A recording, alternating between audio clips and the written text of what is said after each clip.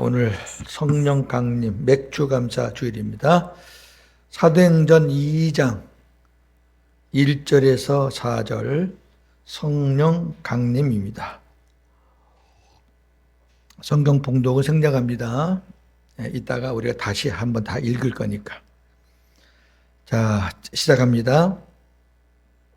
성령에 대한 오해들입니다. 이거 먼저 풀고 시작해야죠. 성령에 대한 오해들. 잘못된 삼위일체론, 잘못된 기도, 잘못된 은사론. 이게 다 성령에 의해서 나오는 잘못된 교리들입니다. 잘못된 삼위일체론은 뭐냐면은 이단들은 성부 하나님만 하나님이고 예수님은 하나님의 아들, 그 다음에 성령님은 하나님의 힘. 인격체로 안 보는 거예요. 그게 주로 몰몬교, 안식교, 여호와의 증인 이런 것들이 성령을 그렇게 봅니다. 그러니까 오로지 여호와만 최고라고 생각하는 거예요. 그럼 여호와만 최고라고 생각하면은 결국 예수님도 믿긴 믿지만 우리가 믿는 예수님하고는 달라요. 우리가 믿는 삼위일체로는 성부, 성자, 성령, 삼위가 그 능력과 영광이 동등하다 이렇게 믿고 있는 거예요.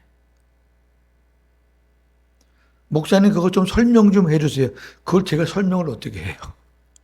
성경에 그렇게 있으니까 믿는 거지. 삼위일체는 사람이 설명해서 이해가 되는 게 아니에요. 만약에 삼위일체를 누가 설명해서 이제 이해가 됐다 그러면 그 설명은 잘못된 거예요. 그래서 옛날에 이런 설명이 많이 나왔잖아요. 태양에 그 덩어리가 있고 그 다음에 빛이 있고 열이 있다. 덩어리가 하나님, 성부 하나님이고 빛이 예수님이고 열이 성령이다. 왜? 예수님은 성경에 빛이라는 말이 많이 나왔고 성령은 뜨겁다라는 말이 있기 때문에 아들 갖다가 잘 붙이거든요. 그럼 사람들이 그렇구나. 그럼 제가 물었어요. 저는 막 따지고 싸우니까 이단들하고 내가 물었죠. 맨날 며칠 비가 와서 그럼 태양이 안 뜨면 그럼 그 태양은 빛도 없고 열도 없는데 그건 도대체 뭐냐? 그럼 삼위일체 하나님이 죽은 거냐? 왜 비유를 그렇게 되냐? 제가 이제 그러고. 잘못된 기도는요,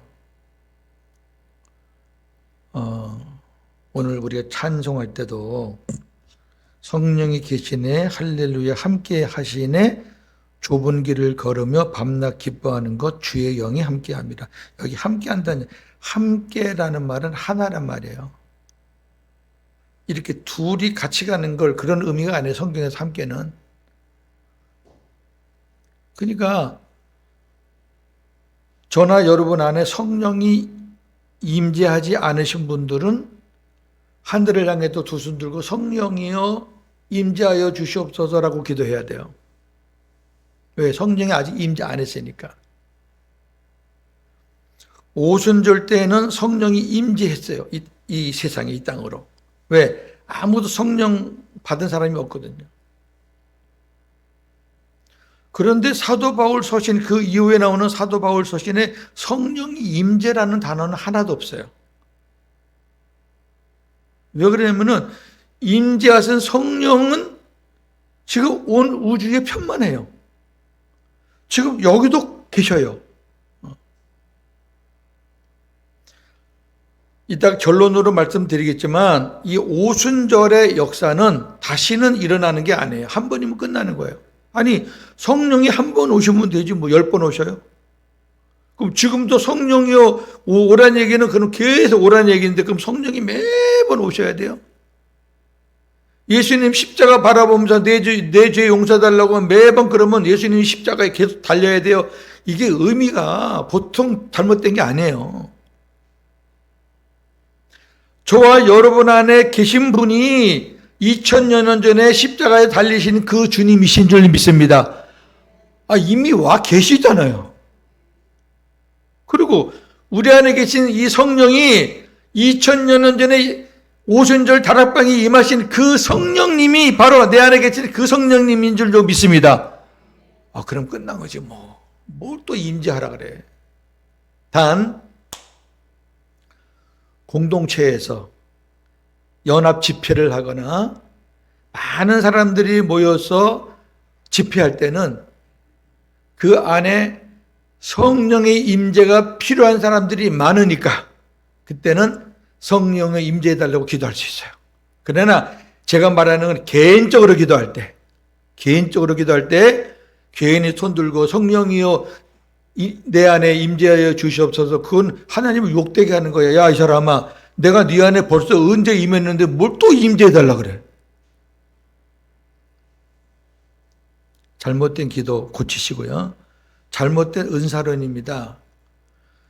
이거는 오순절 계통의 신학들이 방언이 성령 세례라. 방언이 성령 세례라. 이거는 제가 잘못됐다고 몇 주 전에 말씀을 드렸어요. 성령 세례는 구원받는 거예요. 예수님이 그랬어요. 몇 날 며칠이 못 되면은 너희가 성령으로 세례를 받으리라. 그래서 오순절 성령 강림으로 인해서 구원받은 거예요. 120명 문도들이. 그 세례가 어디에 임한 거냐면은 심령 속에 임한 거예요. 여기 머리에 임한 게 아니고 심령에 임한 거예요. 그래서 다 뒤집어진 거예요. 방언은 오순절 방언과 고린도 전서에 나오는 은사로서의 방언과 마가복음에 나오는 새 방언이 있어요. 이 세 종류의 방언은 제가 나중에 설명을 해드리고 오늘은 거기 들어가면 복잡하고 길어요. 여튼 오순절에서 말하는 이 방언이 임했다. 그래서 구원받았다. 따라서 방언을 해야지 구원받는다. 이거는 대단히 잘못된 말씀이라는 거. 왜? 오순절 방언과 은사 방언은 전혀 다른 거예요. 자, 성령 강림은 이미 주님이 이 땅에 계실 때 성경에서 여러 번 예언했어요. 한 3개만 보겠습니다. 누가복음 24장 49절. 볼지어다 내가 내 아버지께서 약속하신 것을 너희에게 보내리니 너희는 위로부터 능력으로 입혀질 때까지 이 성에 머물라 하시니라. 아멘. 아버지가 약속하신 것을 너희에게 보내겠다. 누가복음에 요한복음도 있습니다. 7장 38절 39절. 나를 믿는 자는 성경의 이름과 같이 그 배에서 생수의 강이 흘러나오리라 하시니 이는 그를 믿는 자들이 받을 성령을 가리켜 말씀하신 것이라. 예수께서 아직 영광을 받지 아니하셨으므로 성령이 아직 그들에게 계시지 아니하더라. 아멘. 사복음서에는 성령이 그 안에 있는 사람은 한 명도 없어요. 예수님 빼고는. 한 명도 없어요. 근데 여기 예수께서 아직 영광을 받지 아니하셨기 때문에 성령이 아직 그들에게 계시지 않는다. 이 말은 영광은요, 예수님의 십자가와 부활을 말하는 거예요. 예수님이 십자가 지시고 부활하시지 않았기 때문에 왜? 그렇게 하고 나서 이제 오순절 성령 강림하시는 거니까. 순서가 그래요. 근데 그 성령이 어디에 임하는 거냐? 배예요, 배. 우리 마음, 가슴. 이 배라는 거를 원어로 보면은 가슴, 마음.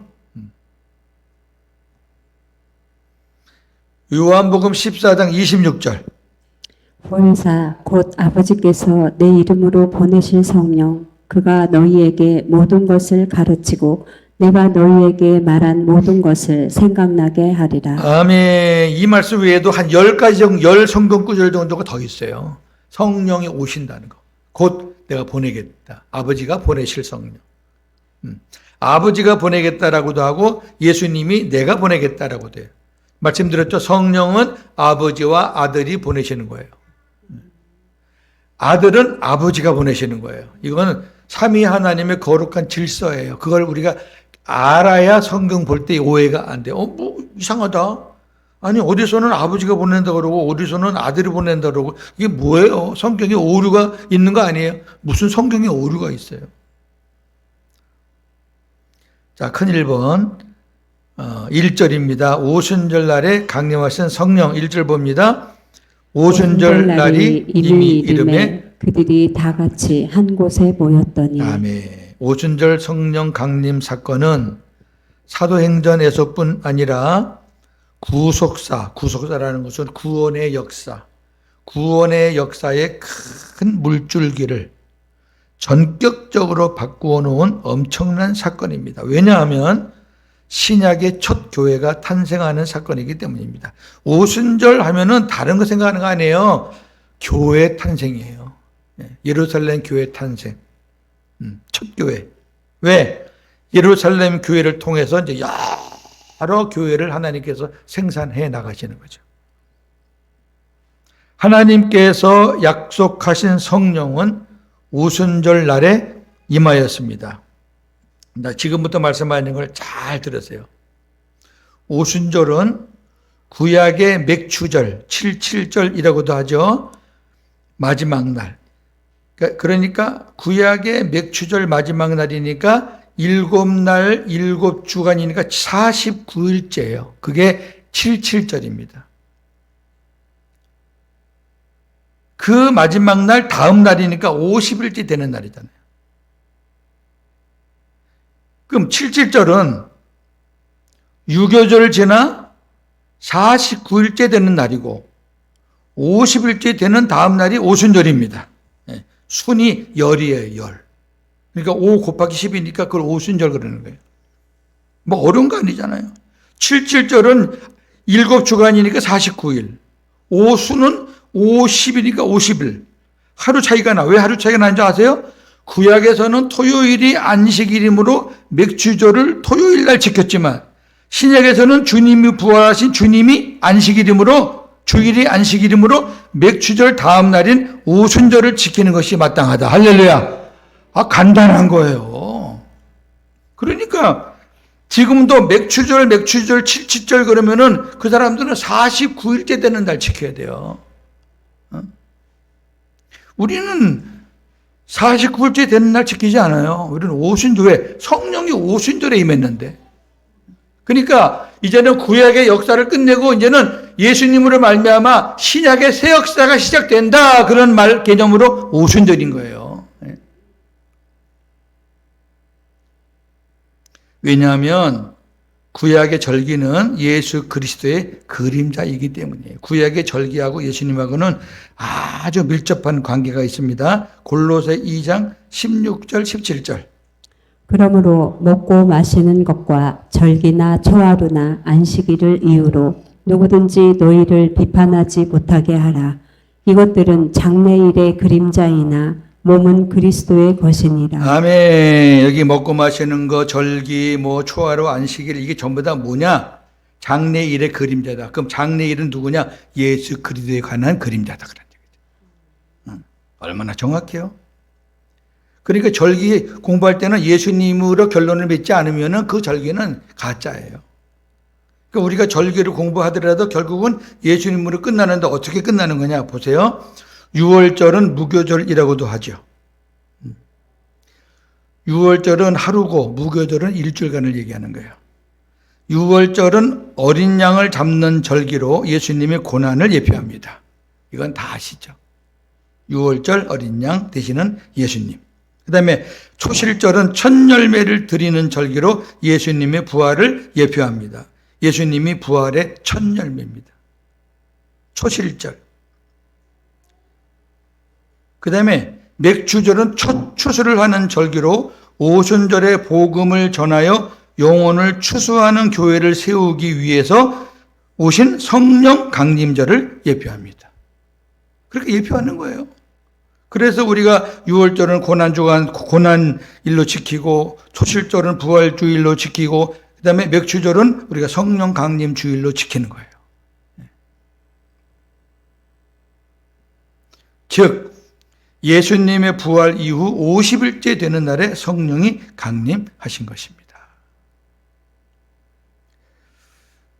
그러니까 교회 달력이 이렇게 바뀌어야 돼요. 부활절부터 50일째 되는 날이 맥주감사 주일이고 성령 강림 주일이에요. 근데 달력을 보면 그렇게 돼 있어요. 50일째 되는 날에 성령 강림 주일 돼 있어요. 근데 그냥 못 박아놓고 안 고치는 게 있는데 뭐냐면은 7월 첫 주는 무조건 맥주감사 주일에 못을 박아놓은 것 때문에 문제예요. 여러분, 그거는 세월이 가도 10년 전이나 지금이나 10년 후나 무조건 7월 첫 주는 맥주감사 주일이라고 못을 박아놔서 문제예요. 그 왜 그렇게 못을 박아놨나? 이런 생각 때문에 못을 박아놓은 거예요. 맥주감사 주일은 상반기 감사니까 7월 첫 주가 돼야 되겠죠, 그죠? 6개월 지난 다음에 첫 주니까. 이런 엉터리가 어디 있어, 이런 엉터리가. 지금 누가 보리 지어요? 보리? 밀농사 해요? 우리 도시 사람들이? 아니, 굳이 그러면은 추수감사주일은 1월 첫 주 해야지. 나머지 6개월을 지나고 첫 주 하려고 그래. 말이 안 맞잖아요, 말이. 저는 이제 오늘부터 바꾸려고 그랬습니다. 바꾸려고 그래요. 아직까지는 이제 제가 그냥 보고만 있었는데, 제가 섬기던 교회에서는 다 바꿔서 했어요. 7월 첫 주 맥주감사 주일은 없습니다, 우리 교회는. 그건 의미가 없는 절기입니다. 그렇게 못 박아놨기 때문에 교인들이 어떻게 생각하느냐. 아, 맥주감사 주일은 상반기 동안에 감사한 거를 드리는 절기구나. 그걸로 딱 못 박혀 있기 때문에 진짜 맥주감사의 의미가 다 상실됐다, 그 말이에요. 아니, 맥주감사 주일이 상반기 동안 지켜주신 거 감사하는 정도의 수준 낮은 절기 지키는 게 아니라는 거죠.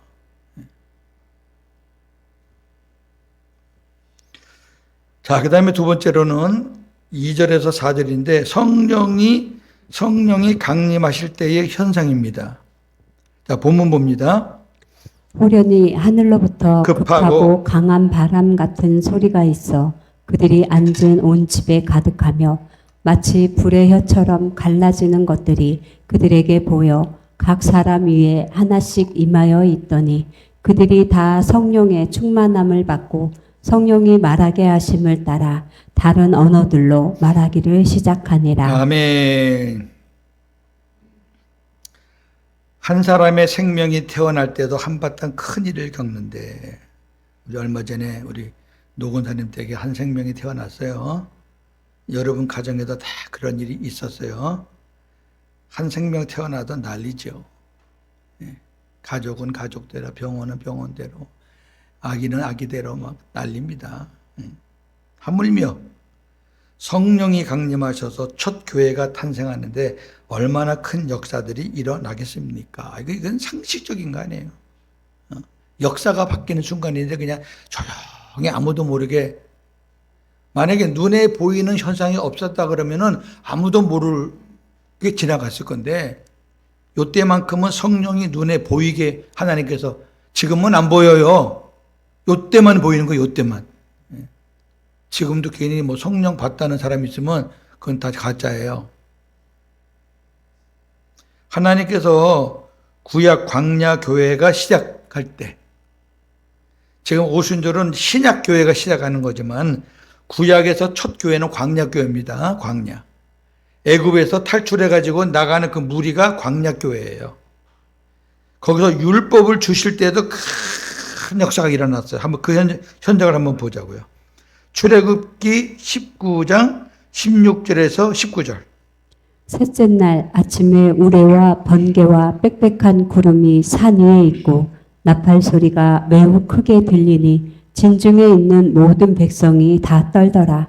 모세가 하나님을 맞으려고 백성을 거느리고 진에서 나오매 그들이 산 귀슬에 서 있는데 시내산의 연기가 자욱하니 여호와께서 불 가운데서 거기 강림하심이라. 그 연기가 옹기가마 연기같이 떠오르고 온 산이 크게 진동하며 나팔 소리가 점점 커질 때에 모세가 말한즉 하나님의 음성으로 대답하시더라. 아멘. 막 우레가 치고 번개가 번뜩번뜩하고 막 구름이 막 얼마나 두려운지 이스라엘 백성들이 머리를 못 들었어요. 그 하나님이 말씀하시는 그 산에 올라가야 되는데 백성들은 우리는 못 가. 우리는 안 갈래요. 모세 당신 혼자 갔다가 하나님이 무슨 말씀 하시는지 듣고 우리한테 알려주세요. 그랬어요. 얼마나 장엄했으면. 그때도 그랬어요. 근데 지금 신약 교회가 될 때의 모습은 이거랑 또 달라요. 이런 모습입니다. 호련히 하늘로부터 급하고 강한 바람 같은 소리가 나타났습니다. 갑자기 엄청 강한 바람 소리가 나타난 거예요. 그 현상이 온 집에 가득하였고 마치 불의 혀같이 갈라졌습니다. 불의 혀같이. 그러니까 120명에게 120개의 불의 혀가 한 사람 앞 각자에게 다 갔다 그랬으니까 상상을 해보세요. 얼마나 웅장하고 멋있는지. 놀랄 일이죠. 이러한 현상들은 성령을 만민에게 부어 주시리라는 구약 요엘서의 예언의 성취입니다. 요엘서 한번 보겠습니다. 2장 28절 29절. 그 후에 내가 내 영을 만민에게 부어주리니 너희 자녀들이 장래일을 말할 것이며 너희 늙은이는 꿈을 꾸며 너희 젊은이는 이상을 볼 것이며 그때에 내가 또 내 영을 남종과 여종에게 부어줄 것이며. 아멘. 이 예언대로 오순절 성령 강림하신 거예요. 그런데 이 요엘서에서의 예언이 왜 이게 소중한 예언이고 이스라엘 백성들이 이 말씀을 왜 귀하게 여겼느냐 한번 잘 보셔요. 이스라엘 문화에서는 사람 취급, 숫자로도 그렇고 인격적으로도 그렇고 사람 대접받는 연령은 젊은 연령이에요. 20에서 50.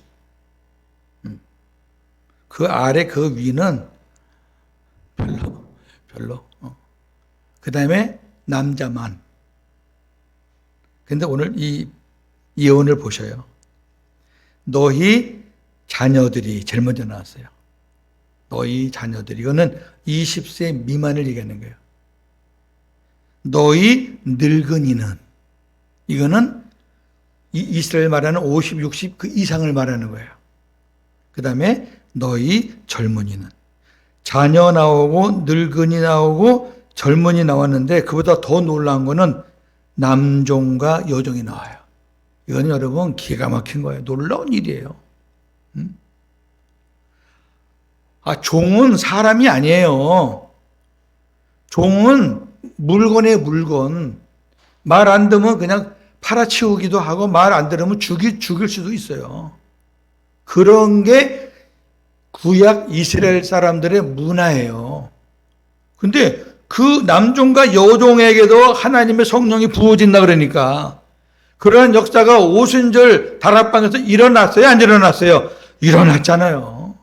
거기 모인 사람들이 대부분요 이방인들이고 120문도만 있는 거 아니에요? 120명 외에도 거기 다 나와요, 족속이.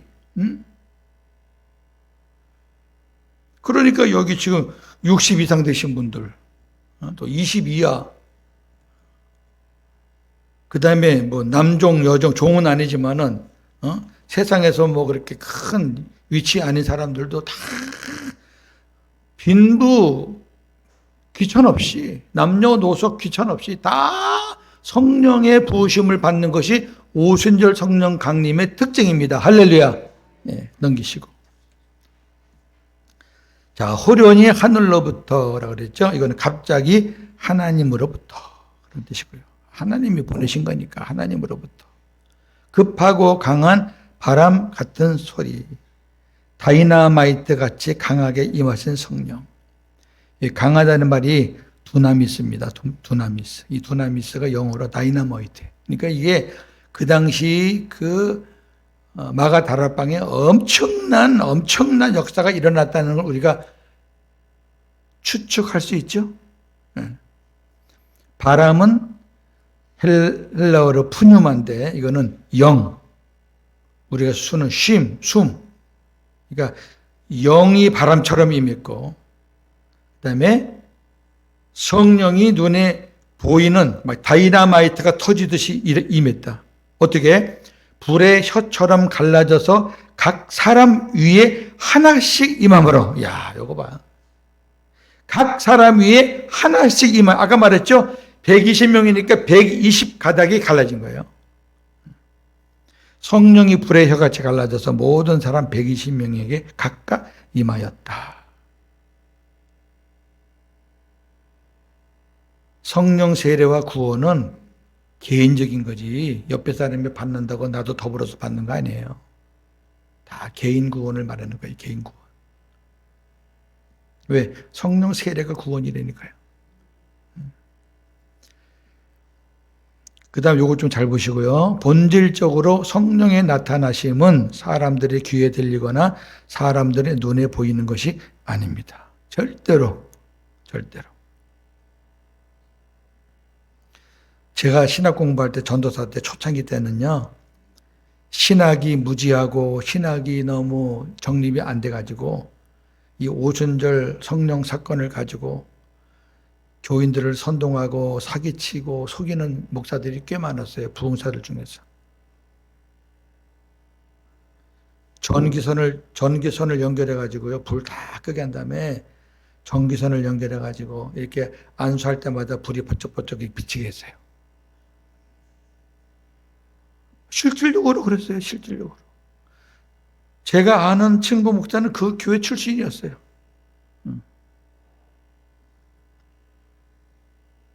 지금도 그 교회가 저기 도남동 가면 있어요. 물론 지금 목사님은 그런 거 안 하죠. 그럼에도 성령의 나타나심이 급하고 강한 바람 소리 같았고 불의 혀같이 보였다는 것은 구약의 예언대로 성령께서 강림하셨다는 사건의 표적으로 나타나는 거야. 왜? 눈에 보이지 않는 성령이 임했다는 것을 우리 눈에 안 보이면 어떻게 그걸 알아? 알 수가 없어요. 그러니까 한 번은 보이셔야 돼, 한 번. 그 한 번이 있대요. 성경에서 바람과 불은 하나님의 나타나심, 신의 현현, 하나님이 임재했다라는 표현으로 자주 사용하고 있죠. 몇 군데 보겠습니다. 10편, 18편, 10절. 그가 또 하늘을 들이우시고 강림하시니 그의 발 아래는 어두컴컴하도다. 구름을 타고 다니시며 바람 날개를 타고 높이 솟아오르셨도다. 네, 하나님을 바람 날개를 타셨다. 출애굽기 3장 2절. 여호와의 사자가 떨기나무 가운데로부터 나오는 불꽃 안에서 그에게 나타나시리라. 그가 보니 떨기나무에 불이 붙었으나 그 떨기나무가 사라지지 아니하는지라. 아멘. 사라지지 않는 떨기나무의 불. 여호와께서 임재하셨다는 거죠. 출애굽기 13장 21절 22절. 여호와께서 그들 앞에서 가시며 낮에는 구름 기둥으로 그들의 길을 인도하시고 밤에는 불기둥을 그들에게 비추사 낮이나 밤이나 진행하게 하시니 낮에는 구름 기둥 밤에는 불기둥이 백성 앞에서 떠나지 아니하니라. 아멘. 불기둥이 인도하셨다는 것은 성령께서 인도하셨다는 거죠. 출애굽기 19장 17절에서 18절. 모세가 하나님을 맞으려고 백성을 거느리고 진에서 나오매 그들이 산 기슭에 서 있는데 시내산의 연기가 자욱하니 여호와께서 불 가운데서 거기 강림하심이라. 아멘. 자, 보세요.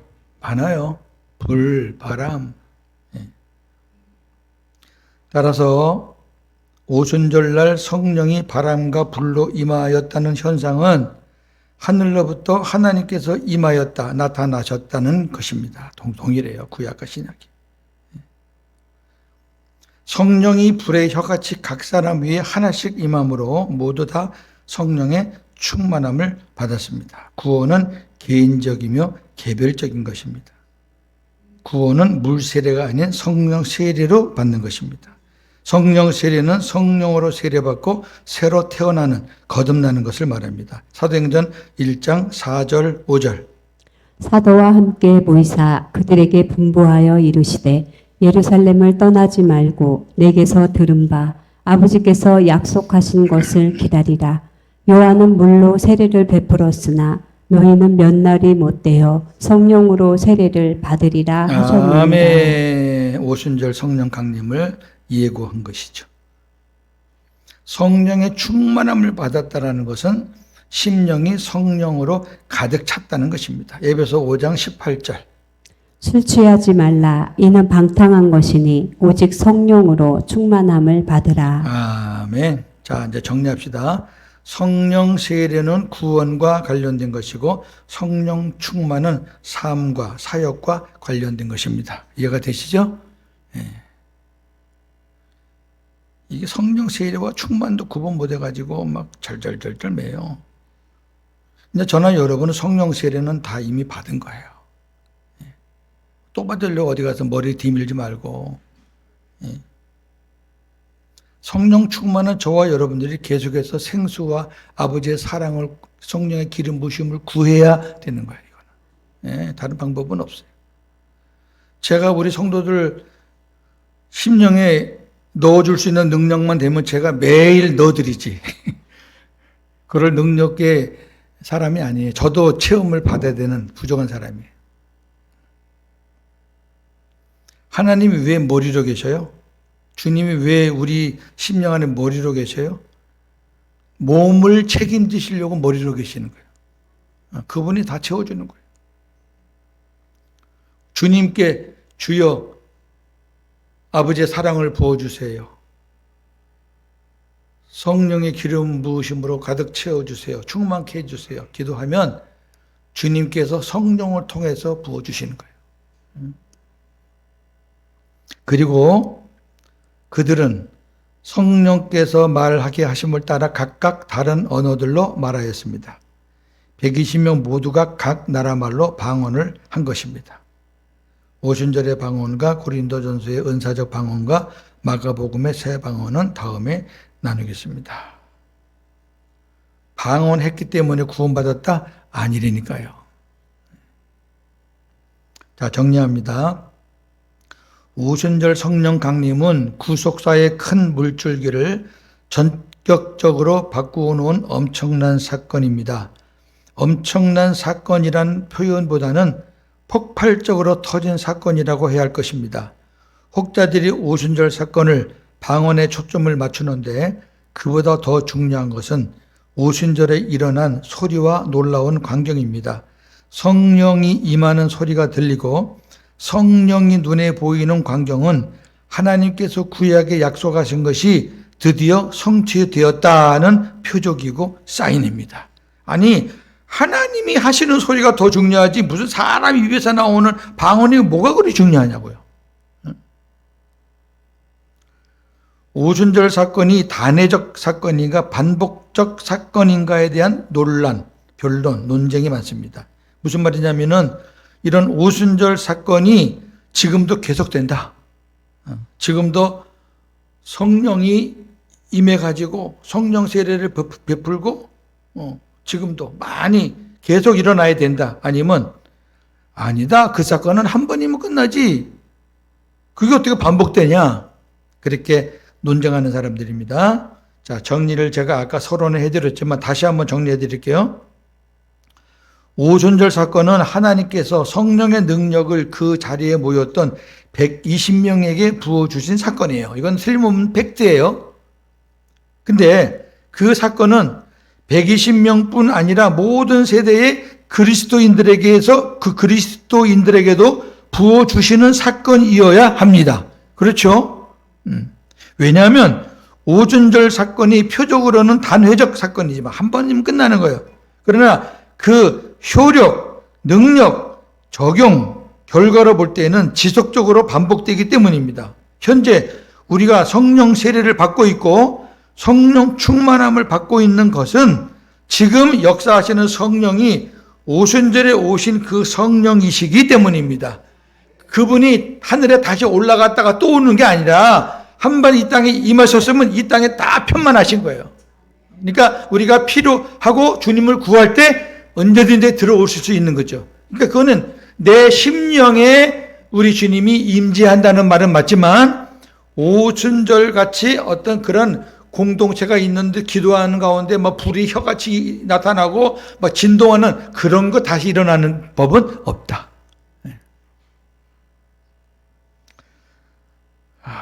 진짜 감사하죠. 이런 말씀 때문에 목사 할 만한 그 누가 자꾸 폰을 안 꺼서 참 내가 광고 설교 시간 안 하려고 그랬는데 매주 걸러서 이런 있어요. 그러지 마세요, 제발. 설교 때 이 목사가 이러면 은혜가 떨어져. 자, 다시 한번 결론을 맺습니다. 제가 1990년도에 안수를 받았으니까 지금 목사 된 지 35년째입니다. 그 중에서 24년은 율법으로 목회했고 11년은 제가 복음으로 목회하고 있는데 진짜 목사 이 일하기 너무 좋다. 너무 감사하다. 그런 마음이 막 이렇게 막 가슴에서 막 이렇게 용소 좀 칠 때가 있는데 그때가 언제냐? 이러한 선명한 복음. 지금도 살아서 막 우리 안에서 역사하시는 그 하나님의 그 은혜 이런 것들이 임할 때는요. 그냥 하루 종일 전하고 싶어요. 옛날에 율법 전할 때는요. 지도 못하는 거 교인들한테 이거 해라. 왜 안 하냐? 장로들이 안 해가지고 안 하니까 예배 시간에 그리 좋으니까 맨날 그런 얘기만 했죠. 그러고 나서 설교 끝나면은 힘들어가지고 저도 한 주간도 성령으로 충만해서 복음으로 승리하시는 저와 여러분 되기를 주님의 이름으로 축원합니다. 하나님 감사합니다. 오늘도 주의 말씀을 우리가 듣고 너무너무 감사드리고 예사랑교회를 세우신 하나님 오순절에 임하신 그 성령이 때가 되어서 우리 예사랑교회에도 임재하시고 각 성도 심령에 임재해 주신 것 감사합니다. 할렐루야. 하나님께 영광만 돌립니다. 이 기쁜 소식을 우리가 전하라고 하나님이 예사랑교회를 세우셨으니 이 예사랑교회가 이 지상에서 첫 추수를 감당하는 그런 교회가 되기를 소망합니다. 그러한 목사가 되고 그러한 성도들 되게 하여 주시옵소서. 예수님의 이름으로 기도합니다. 아멘.